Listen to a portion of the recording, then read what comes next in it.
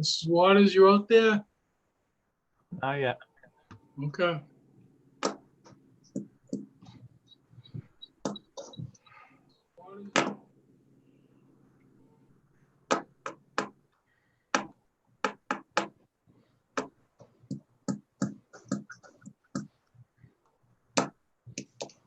Well, I'll give her another minute and then we'll start the meeting. Otherwise, there is 4 members here for a forum. So we'll be able to start that meeting. Mike, do you see her signing in at all? Not yet. All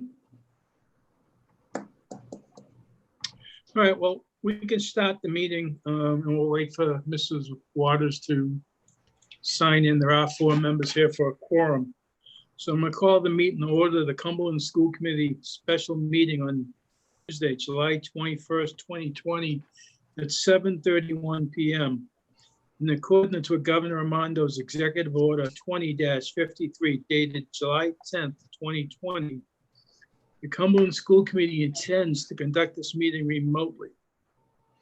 The public can participate in this meeting remotely, but not in person, by calling 646-558-8656. The webinar ID is 938-7409-1050, or you can join us at https://www.google.com. It's a Zoom program. If you go to the Cumberland School Department website for our event calendar, you'll find the log-on information there. The password is 107185. The first order of business is a approval of the agenda, compliance with Governor Raimondo's Executive Order 20-53 dated July 10th, 2020. Discussion and a vote whether is public access to the meeting through adequate alternate means. Mr. Chandler, do you see other people on this webinar? Yes, I do. All right, I see Mrs. Waters is here as well. Thank you, Mrs. Waters, for chiming in. So I need a motion to approve the agenda. Motion to approve the agenda. Motion by Mrs. Friedman, Second. second by Mr. Collins. All in favor? Aye. Ayes have it 5-0. Please note for the record that Mr. Salvatore and Mrs. Bernardo are not present at this meeting at this time. So the first item is report out of the executive session meeting on July 21st, 2020. There were no votes taken during the executive session. I need a motion to seal the executive session minutes. Motion to seal? Motion by Mr. Fiorello, Second. second by Mr. Collins. All in favor? Aye. Aye. Ayes have it 5-0.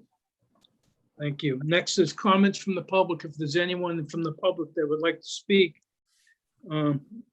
please make yourself known to Mr. Chandler by waving to him or however it works here. And you can have public comment. Public comment is 3 minutes in nature. That's the policy of the Cumberland School Department. So please state your name and address for the record. Mr. Chandler, do you see anyone for public comment?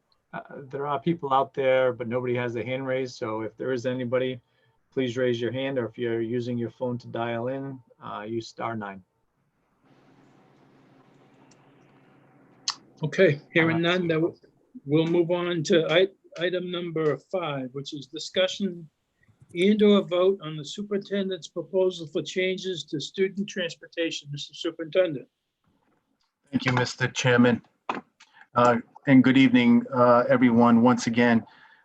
As you all know, I'm sure everyone has heard this repeatedly, that one of the biggest challenges for us as a school district, but it's not just Cumberland, it's all school districts in the state, given this pandemic that we are faced with and the opening of school and the governor's mandate that 100% of all students return to school on August 31st. Whether or not that happens remains to be seen. But one of the single biggest challenges that we're faced with is transportation. The question is, how do we how do we get students to and from school every day and effectively social distancing and social distance and to ensure that we get them there safely. So that has been a topic of discussion at several superintendents' meetings. We have heard on multiple occasions that we're going to be getting some guidance from RIDE. That has not happened yet. So as a district and many other districts, one thing that we have been told is we need to get creative. We've heard that over and over again. So we have been meeting with the bus company to try and come up with some ideas to reduce the number of students on our buses so that we can get everyone to and from school every day that we have been directed to do. So one of the things that we have been talking about, we have been meeting with the bus company weekly, and we have been looking at our bus routes and where students live and what we might be able to do to reduce the number of students on the bus. And I think, Mr. Chairman, it would be appropriate for me at this time, and we'll do it several times moving forward. We need help from parents, and we're going to be asking parents if they could help us by carpooling with, some of the children in their neighborhood, and hopefully take, provide some sort of a system for bringing, some of the students living in their neighborhoods to and from school. That would really be helpful to us. So the thing that I wanted to discuss with you this evening, members of the school committee, is the transportation policy, policy E2, which establishes walking distances for our students. I'm just going to be making one recommendation for your consideration that I think we need to change, and that would be moving from the kindergarten walking distance from 1/4 mile to 3/4 mile, which is consistent with grades 1 through 5 now. So just so that everyone knows, the policy states this for walking distances. Students living within 1/4 mile at the kindergarten level would be required to walk. Any student outside of that 1/4 mile would be eligible to take the bus. For grades 1 through 5, it is 3/4 mile. So students within 3/4 mile would be required to walk. Students outside of that 3/4 mile mark would be allowed to take the bus. For middle schools, it's 1.5 miles. And for the high school, grades 9 through 12, it is 2 miles. So one of the things that we learned as we were going through this process is that there are currently 486 students within the walking distance at every grade level, elementary, middle, and high school. 486 students that are being transported by the bus. Now, we know that many of those students being transported by the bus company are for safety reasons. And a good example, I think everyone can visualize this. A good example would be Scott Road, which, Ashton Elementary School is on Scott Road. So anyone that's ever been on Scott Road knows that that would not be, a safe street for children to be walking on. Another good example is Nate Whipple Highway. I don't know that we would want students, walking on Nate Whipple Highway. So there are definitely some streets that are not safe for students to walk, and the police have identified that. I think members of the community know that to be true. So regardless of those streets, there are a number of students within the walking distances that are still being transported. So the recommendation, my recommendation for your consideration, members of the school committee, is that those students who are currently being transported, who are within the walking distances, that we require them to walk to school per district policy.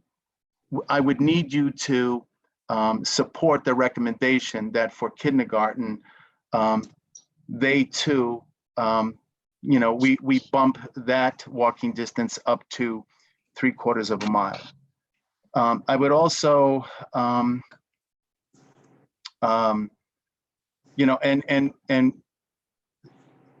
one of the things that we would definitely do is make sure that the police review any changes that we make to ensure that the students who are being asked to walk because they're living within they live within those walking distances, that the routes to and from school are safe. One of the things that we would also need to do, given the recommendations that I'm sharing with you, is that we would need additional crossing guards. We're anticipating that we would need 5 additional crossing guards to help us with this change.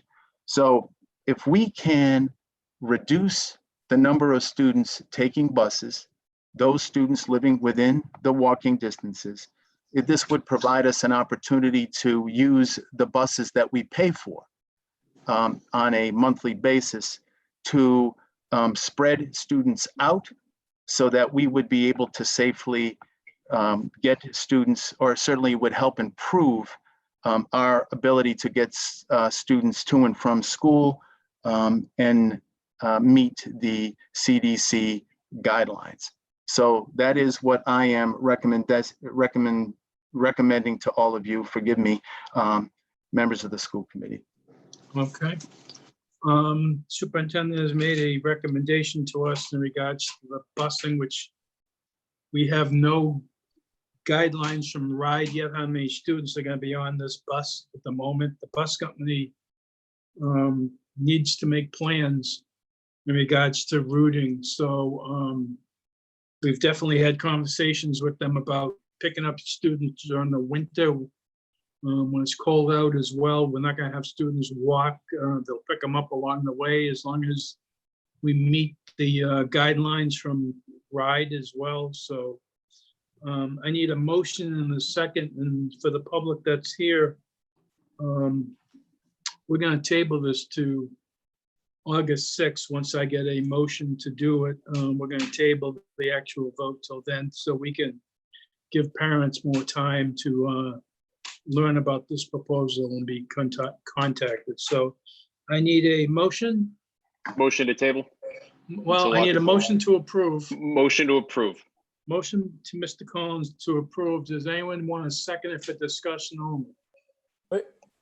Procedurally, I thought. Yeah, Mr. we're Adams. tabling, not approving. Yeah. Yeah, But you guys can't have any discussion with the I thought we superintendent? could. I thought we Until could we, table and discuss. No. No? can we discuss before we motion? Mr. Adams? Mr. Adams, are you here? And muted. Yeah, sorry. Hang on. You can discuss it in any way you want. You can discuss it Okay. after the motion to table is made. You can discuss it beforehand. I don't believe there's been a second on the motion to table. It could be withdrawn and you could ask the superintendent some questions. It's entirely up to you from my perspective. All right, so. I would does I would withdraw both my motions. Does anyone have any questions for the superintendent at this time, or do you want to wait till August 6th in regards to this? Mrs. Friedman? Yeah, so I don't have a question so much as a comment. So I live off of Pound Road, which is certainly within walking distance of Cumberland High School, according to the guidelines. But my children have always been bused because of Pound Road. When asked earlier this year or this summer, whenever it was, about whether I would need bus transportation, I said no, because I knew that busing would be an issue. So I would just recommend to parents who can find alternate ways to bring your kids to school, if you are, in a situation like I am, or even if the walking distance gets approved, to really look at how you can help us get through this challenging year. And I know there's a bunch of kids in this Countryside, Sunnyside, Windsong neighborhoods that could probably find alternate means to school. So I would just throw that out there in terms of how do we help the district in totality kind of help with these busing challenges. Yeah, I understand fully. We're going to have big issues trying to accommodate all the children to get them to school, especially on time with what we got going here. Anyone else have any comments or questions, Mr. Fiorello? Yeah, I just want to make a comment. In the past, we've had issues with the distance in the valley because of the trains and the train tracks. We'll need to make sure that the actual walking path is what's being measured and not the walking distance as the crow flies, because there are many kids that would on the map look like they could walk to school within that quarter of a mile or half a mile even, but are actually forced to walk a much longer route because of the divide of the railroad. So we'll just need to make sure that we're very careful with actual walking paths Right. that they'll be taking. Okay, that's duly noted. I mean, we certainly can't have children crossing railroad tracks. I do know that during our discussions the other day with the bus company and the police department, the superintendent, we were going to try to reach out to Mr. Stoic, who is DPW, not the director, but the supervisor there, and maybe have him look at some of these walking routes, that were then distance-wise, because he knows every street in town and every pothole and manhole and, so forth. So no, I think to be no one better than Mr. Stoic to give us a good idea of if we had someone walking, what it would look like to get to a school. So we were going to reach out to him to see if he could attend a meeting to help us. And then the police department's going to review everything as well. Anyone else have any comments or questions? All right, so I need a motion to table. Motion to table. Motion by Mr. Collins to table to August 6th, correct? I need a second. Do I need a second on this, or we go to straight? Yeah, I need a second. Second by Mrs. Friedman and Mr. Fiorello. All in favor? Aye. Ayes have it, 5-0 to table to August 6th. Thank you. Next is discussion and a vote for the superintendent's proposal for changes, districting, school changes at Joseph L. McCourt Middle School, North Cumberland Middle School. C, committee policy J18. Mr. Superintendent? Thank you, Mr. Chairman. The single biggest reason that I thought it was important for us to have a conversation about redistricting, which is a difficult conversation to have, I recognize that, is because of the number of students that are expected for grade 6 at North Cumberland Middle School. So we started having a conversation about this. I've had conversations with both Mrs. Coughlin and Dr. Masterson. They're both in this meeting. If you have any questions specifically for them. We are currently maxed student-wise at North Cumberland Middle School. And I thought that this would be an opportunity for us to have a conversation about redistricting based on the multiple conversations that we've had in the past about redistricting, and looking at the geographical map and identifying where students live and where they are actually attending school. There are some things that I can't think of a better way to state it than to say it just doesn't seem logical that students are attending the schools that they're attending. So I thought that this would be an opportunity for us to consider redistricting at this time. So just to give you some sense of the size of each of the schools, North Cumberland Middle School is expected to have 631 students beginning on August 31st. McCourt Middle School is expecting 439 students to start on August 31st. As you can see, there's a pretty significant differential. So we need to do something about grade 6. As it stands right now, members of the committee, we have no room for a student living right now within the North Cumberland school area, homeschool area. We do not have any spaces available for students moving into that area. So we thought that this was an opportunity to begin that conversation. My recommendation would be based on a geographical study of our school districts. The recommendation would be that the students, the middle school students attending North Cumberland Middle School that are living south of 295, and as I said, there are approximately 26 students, that we consider having them attend McCourt Middle School, because geographically it makes sense. Also, those students attend Garvin Elementary School, and most of the students in Garvin, if not all of the students in Garvin, go to McCourt Middle School. So because this is one of those difficult decisions to make and one of those difficult transitions, the recommendation would be that we implement this change gradually. So those students currently going to grade 7 and grade 8, living south of 295 and currently attending North Cumberland Middle School, we would recommend that they be allowed to finish their middle school experience at North Cumberland Middle School, and beginning with the incoming 6th graders for the 2020-2021 school year, that those students living south of 295 who would have attended North Cumberland Middle School, the recommendation is that they attend McCourt Middle School. And within 3 years, those students entering grade 6 this year, when they are in 8th grade, all of the students in that particular geographical area will be attending McCourt Middle School. So I don't know if anyone has any questions, but I believe that we have a responsibility to take some action given the overcrowding situation at North Cumberland Middle School, especially in grade 6. And, I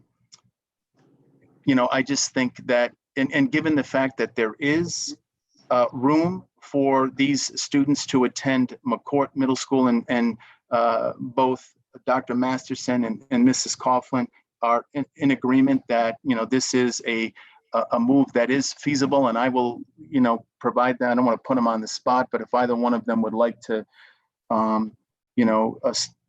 state their opinion in any way, I would certainly welcome that. But so that is the recommendation, Mr. Chairman, and certainly we would need to prepare families for a change of this magnitude, and we need to give them an opportunity to express their position on this. This is one of those things that is a difficult decision to make, but I think it's the right thing to do. Okay, thank you, Mr. Superintendent. Mr. Fiorello, you had your hand raised? I did. Mr. Mitchell, the children that attended Garvin initially, but are going into 7th or even 8th grade at NCMS, they would have the opportunity to switch to McCourt if they have siblings or if they just wanted to at this point. Of course, yes. Okay, I just wanted to clarify that. I believe that all children that graduate from Garvin should go to McCourt Middle School. So this is an easy approval for me. Okay, anyone else have any, Mr. Collins? I think Mr. Fiorello already kind of answered it. I picture this scenario where, you have, like, my daughters are a year apart. One's at NCMS, one's at Garvin. So if they have that option, that's good. I think it's a good idea, simply because the kids who otherwise, most of the kids who went to Garvin go to McCourt, and there's a small group of kids that end up at NCMS, so they have to go and make new friends. My only concern is that we're dropping this on parents without an opportunity to let them have it sink in. My hope and I feel like most of the parents will be okay with it, but I think we should give them an opportunity to speak. They were obviously weren't prepared to do that tonight. So Right. I would hope I would suggest we table this until our next meeting of August 6th, just in the event that parents want to be heard. I agree 100%, Mr. Collins, that we should table it till the 6th to give parents notification. I mean, we knew this day was going to come. We did the demographic study. We had the company come in and look at it for the $83 million bond and where we needed to do construction throughout the school district. So we knew it was coming. It's just a matter of when. So, you know, we move those children, then we'll figure it. There'll be other changes we'll have to vote on in the next 4 years as we're doing school remodeling or school additions. So anyone else have any comments in regards to the superintendent? Okay, Mr. Collins made a motion to table. Do I have a second? I didn't actually make a motion. I Oh, I will thought now, you did. I'll motion to table it now. I suggested it. Now I'm motioning to table. Okay, to August 6th. Do I have a Okay. second? Second by Mrs. Friedman. Any other discussion? Hearing none, all in favor? Aye. Ayes have it, 5-0. Thank you. Next is public comment. Is there anyone from the public that would like to make a comment? Please make yourself known to Mr. Chandler. Raise your hand or unmute yourself on the phone, whoever it may be, so that you may be able to have comments from the public. Anybody who wants to just raise their hand, we can unmute you, or if you're on the phone, you can use *9. I have one. Let's see, actually, Dr. Masterson has a question. Okay, Dr. Masterson, welcome. Thank you. I just wanted to say that obviously this transition, as Mr. Collins said, is something that's coming quickly to families. I just want to say if any school committee members or Mr. Mitchell is contacted by any parents with any questions about McCourt, because essentially they'll be affected coming to our school. I'm willing to meet with any family in the building or even virtually to calm any concerns or questions they may have. Thank you. Welcome. Is there anyone else, Mr. Chandler? Not at this time. I don't see anybody. I don't see anyone. Okay. So I need a motion to adjourn. Motion to adjourn. Motion to adjourn by Mr. Collins, Second, second by Mrs. Friedman. All in favor? Aye. Aye. Ayes have it, 5-0. Mr. Superintendent, you'll reach out to those affected families so that they're aware of, we're discussing where their children will go to school. Yeah, so yeah, we'll have to try and find out, a way to do that, but we will definitely do that, yes. All right, great. Thank you. All right, meeting is over. Thank you, everyone, for attending, and we'll see you on August 6th unless something else comes up of importance that we need to meet again. Thank you. Thanks, Thank you. everybody. Thank night. you.